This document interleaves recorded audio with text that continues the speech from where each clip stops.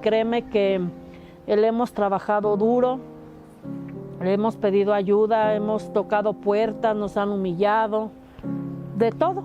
Y todo es por ellos, por amor a ellos, porque ya hay mucha gente lastimándolos. Calor, frío, nosotros aquí estamos al pie del cañón. A nosotros aquí llueva, trueno, relampaguee. Ellos tienen que tener su agüita limpia, su lugar limpio y su alimento.